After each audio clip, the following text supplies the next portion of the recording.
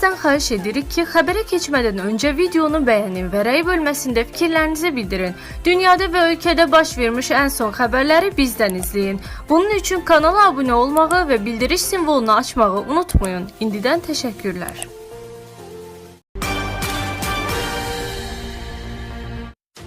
Bakıda 17-22 may tarixlərində keçiriləcək Ümumdünya Şəhərsalma Forumunun 13-cü sessiyası WUF 13 çərçivəsində fəaliyyət göstərəcək, könüllülər üçün ictimai nəqliyyatdan istifadə ödənişsiz olacaq.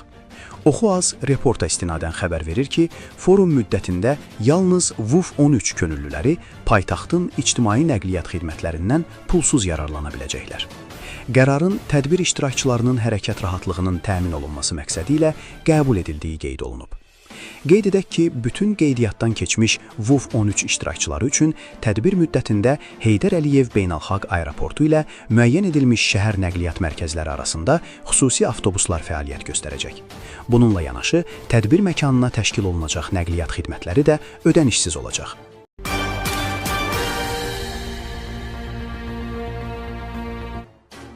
Bakıda şagirdin digər məktəbliləri döydüyü iddia olunur. Oxu-azın məlumatına görə, hadisənin 271 nömrəli tam orta məktəbdə baş verdiyi bildirilir. Təhsil müəssisəsindən əldə etdiyimiz məlumata görə, N.A. adlı şagird demək olar ki, hər gün məktəblilərə fiziki şiddət göstərir. Məsələ ilə bağlı aidiyyəti quruma sorğu ünvanlanıb. Qeyd edək ki, ötən ilin əvvəlində 2025-ci ilin fevral ayında da sözü gedən məktəbdə şagirdlər arasında insident görüntüləri sosial şəbəkələrdə müzakirə mövzusu olmuşdu. Mayın 12-sində 27 nömrəli tam orta ümum təhsil məktəbinin sanitar qovşağında tənəffüs zamanı 2-9-cu sinif şagirdi arasında münaqişə baş verib. Bu barədə Oxu.azın sorğusuna cavab olaraq 271 nömrəli tam orta ümum təhsil məktəbindən bildirilib. Qeyd olunub ki, bu barədə şagirdlər müəllim və məktəb rəhbərliyinə heç bir məlumat verməyiblər. Video görüntü sosial şəbəkədə yayıldıqdan sonra məsələ məktəb rəhbərliyi tərəfindən araşdırılıb. Fiziki təzyiqə məruz qalan şagird heç bir xəsarət almayıb. Məktəb rəhbərliyi tərəfindən aidiyyətli qurumlara müraciət olunub. Valideynlər məktəbə dəvət ediliblər, onlara övladlarının davranışlarına diqqətin artırılması və bu istiqamətdə məktəblə əməkdaşlığın gücləndirilməsi yönündə tövsiyələr verilib. Məktəb psixoloqu tərəfindən uşaqlarla bağlı müvafiq dəstəkləyici tədbirlərə başlanılıb. Elm və Təhsil Nazirliyinin Uşaq Müdafiəsi İdarəsinin nümayəndələri məktəbdə olub, şagird davranış qaydalarına əməl olunmasına diqqət artırılıb, təlim-tərbiyə prosesinə uyğun olmayan hallara qarşı maarifləndirmə işi genişləndirilib. Məsələ aidiyyətli qurumlar tərəfindən nəzarətə götürülüb, araşdırmalara başlanılıb. Həmçinin hüquq mühafizə orqanları tərəfindən müvafiq araşdırma aparılır, deyə məlumatda vurğulanıb.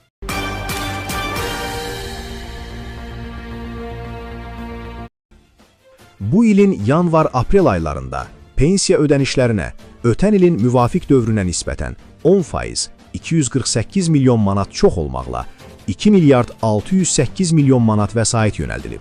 Oxu.azı xəbər verir ki, bu barədə Əmək və Əhalinin Sosial Müdafiəsi Nazirliyi, ƏSM-in məlumat yayıb.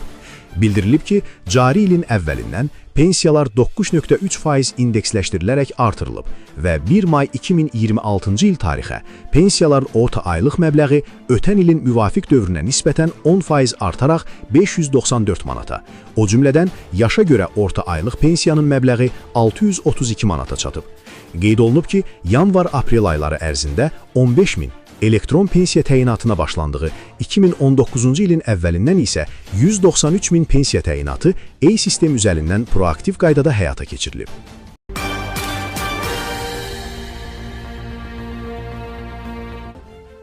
Bakı Dövlət Universitetinin professoru Hikmət Əlizadənin sağlamlığında ciddi problem yaranıb. Oxu.azın məlumatına görə 70 yaşlı professor dünən iş yerində ürəyində narahatlıq hiss etdikdən sonra təcili tibbi yardıma müraciət edib. Təcili tibbi yardım avtomobilində pasiyentin döş qəfəsində güclü ağrı, arterial təzyiqin enməsi və ürək döyüntülərinin sürətlənməsi müşahidə olunub. Hospitala çatdırılarkən xəstənin ürəyi dayanıb. dərhal təxirə salınmaz tibbi tədbirlərə başlanılıb və 20-30 dəqiqə ərzində ürək masajı aparılıb. Məlumata görə H. Əlizadə həmin müddətdə kliniki ölüm keçiribmiş. Pasiyent dərhal angiografiya otağına aparılıb. Müayinə zamanı ürək damarlarında tıxanma aşkar edilib. Mərkəzi Gömrük Hospitalının İnvaziv Kardiologiya şöbəsinin rəisi, invaziv kardioloq İlqar Tahiroğlunun həyata keçirdiyi təcili əməliyyat uğurla başa çatıb. Nəticədə ürək damarlarının keçiriciliyi bərpa olunub. Məlumata əsasən, müdaxilə nəticəsində pasiyentin nə beynində, nə də ürəyində hər hansı zədələnmə qeydə alınmayıb. Hazırda Hikmət Əlizadənin vəziyyəti stabildir. Onun bugün evə buraxılması nəzərdə tutulur. Qeyd edək ki, Hikmət Əlizadə Elm və Təhsil Nazirliyi yanında İctimai Şuranın sədridir.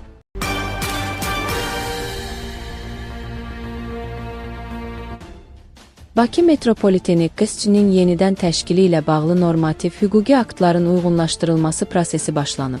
Nocoment az xəbər verir ki, Baş nazir Əli Əsədov bununla bağlı sərəncam imzalayıb. Sərəncam Bakı Metropoliteni QİSÇİ-nin yenidən təşkili haqqında Prezident İlham Əliyevin 7 may 2026-cı il tarixli fərmanının icrasının təmin olunması məqsədilə qəbul edilib. Sənədə əsasən Ədliyyə Nazirliyi, Rəqəmsal İnkişaf və Nəqliyyat Nazirliyi, İqtisadiyyat Nazirliyi, Maliyyə Nazirliyi, Azzon və digər aidiyyəti qurumlarla birlikdə Nazirlər Kabinetinin normativ hüquqi aktlarının yeni fərmana uyğunlaşdırılması ilə bağlı təkliflərini 5 ay müddətində hökumətə təqdim etməlidir.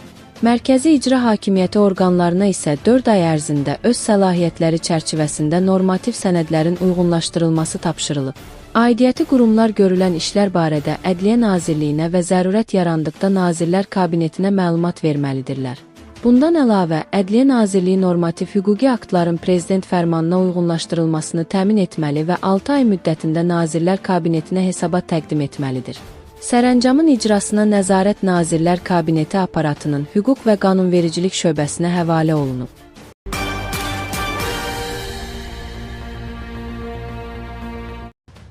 ABŞ-nın hərb naziri Pete Hegseth Polşaya ölkəsinin qoşunlarının yerləşdirilməsini birtərəfli şəkildə ləğv etmək qərarına gəlib. Oxu az xəbər verir ki, bu barədə Politico məlumat yayıb. Məlumata görə, nazirin gözlənilməz addımı onun tabelində olan əməkdaşları da şoka salıb. Qeyd olunur ki, ABŞ və Avropa İttifaqı rəsmiləri telefonla danışaraq bu qərarı aydınlaşdırmağa və başqa sürprizlərin olub-olmadığını öyrənməyə çalışırlar. Polşa Xarici İşlər Nazirinin müavini Marcin Bosaçki bildirib ki, Varşava bir neçə aydır ki, Polşadakı ABŞ qoşunlarının sayının artırılması ilə bağlı Vaşinqtonla danışıqlar aparır. ABŞ lideri Donald Trump isə Almaniyada yerləşən qoşunların bir hissəsinin Polşaya köçürülməsinin mümkünlüyünü istisna etməyib. Mayın əvvəlində mediada ABŞ-ın Almaniyadan 5000 hərbçisini geri çəkəcəyi barədə məlumatlar yayılmışdı.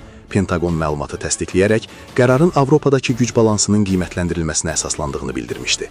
Defense News-un məlumatına görə, ABŞ silahlı qüvvələri Polşaya 4000-dən çox hərbçi göndərmək qərarını ləğv edib.